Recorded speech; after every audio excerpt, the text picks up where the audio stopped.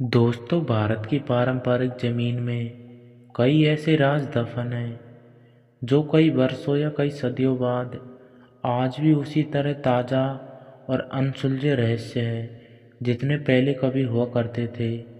ये रहस्य ऐसे हैं जिन्हें जितना सुलझाने की कोशिश होती है, ये उतना ही उलझते जाते हैं। ऐसा ही एक राज राजस्थान के जैसलमेर जिले के कुलधरा गांव में भी दफन है। यह गांव पिछले 170 सालों से वीरान पड़ा है। एक ऐसा गांव जो रातों रात वीरान हो गया और सदियों से लोग आज तक नहीं समझ पाए कि आखिर इस गांव के वीरान होने का राज क्या है। कुलधरा गांव के वीरान होने को लेकर एक अजीबोगरीब रहस्य है। दरअसल कुलधरा की कहानी शुरू हुई थी आज से करीब 200 साल पहले, जब कुलधरा खंडर नहीं था बल्कि आसपास के 84 गांव पालीवाल ब्राह्मणों से आबाद हुआ करते थे। लेकिन फिर जैसे कुलधरा को किसी की बुरी नज़र लग गई। वो शख्स था रियासत का दीवान सालम सिंह, अय्याश दीवान सालम सिंह, जिसकी गंदी नज़र गांव की एक खूबसूरत लड़की पर पड़ गई। दीवान उस लड़की के पीछे इस कदर पागल था कि बस किसी भी तरह से उसे पा लेना चाहता था। उसने इसके लिए ब्राह्मणों पर दबाव बनाना शुरू कर दिया। हद तो तब हो गई जब सत्ता के मद में चूर उस दीवान सालम सिंह ने लड़की के घर संदेश भिजवाया कि यदि अगली पूर्णमासी तक उसे लड़की नहीं मिली तो वह गांव पर हमला करके लड़की को उठा ले जाएगा। दीवान और गांव वालों की ये लड़ाई अब एक कुंवारी लड़की के सम्मान की भी थी और गांव के आत्मसम्मान की भी। गांव की चौपाल पर पालीवाल ब्राह्मणों की एक बैठक हुई और 5,000 से ज़्यादा परिवारों ने अपने आत्मसम्मान के लिए रियासत छोड़ने का फैसला ले लिया।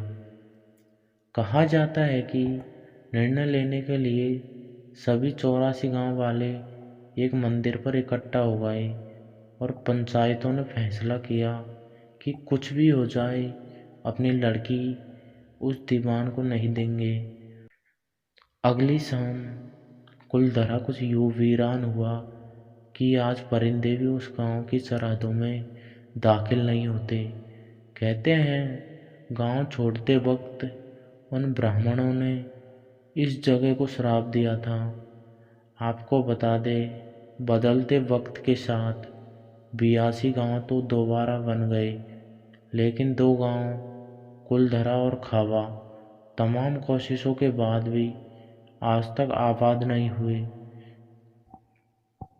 ये गांव अब भारतीय पुरातत्व सर्वेक्षण विभाग के संरक्षण में है, जिसे दिन की रोशनी में सैलानियों के लिए रोज खोल दिया जाता है।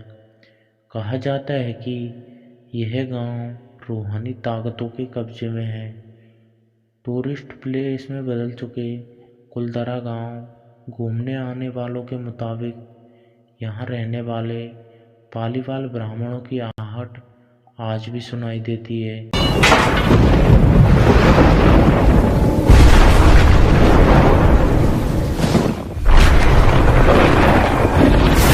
उन्हें वहाँ हर पल ऐसा अनुभव होता है कि कोई आसपास चल रहा हो।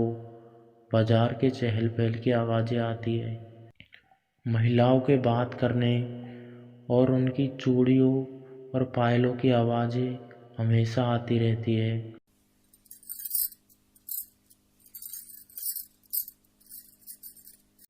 प्रशासन ने इस गांव की सरहद पर एक फाटक बनवा दिया, जिसके पार दिन में तो सैलानी घूमने आते रहते हैं, लेकिन रात में फाटक को पार करने की हिम्मत किसी की नहीं होती। कुलधरा गांव में एक मंदिर है जो आज भी श्राप से मुक्त है। एक बावड़ी भी है जो उस दौर में पानी का जरिया था।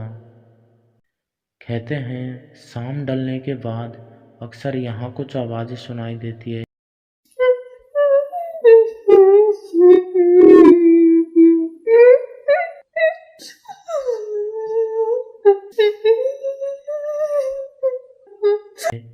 लोग मानते हैं कि वो आवाज़ 18वीं सदी का वो दर्द है जिनसे पालीवाल ब्राह्मण गुजरे थे।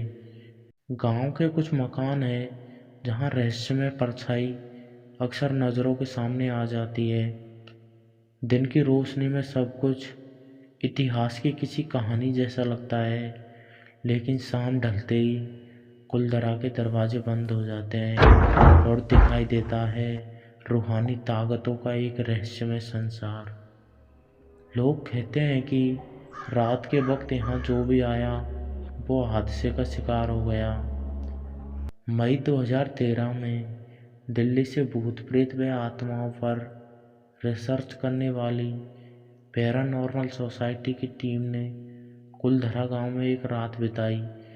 टीम ने माना कि यहाँ कुछ न कुछ असामान्य जरूर है। शाम के वक्त उनका ड्रोन कैमरा आसमान से गांव की तस्वीरें ले रहा था, लेकिन उस बावड़ी के ऊपर आते ही वो कैमरा हवा में गोते लगाते हुए ज़मीन पर आ गिरा, जैसे कोई था जिसे वो कैमरा मंजूर नहीं हो। ये सच है कि कुलधरा गांव से हजारों परिवारों का पलायन हुआ है। ये भी सच है कुलधरा में आज भी राजस्थानी संस्कृति की झलक देखने को मिलती है। तो दोस्तों, यह है जैसलमेर के कुलधरा गांव की कहानी। उम्मीद करता हूँ आपको जानकारी पसंद आई होगी।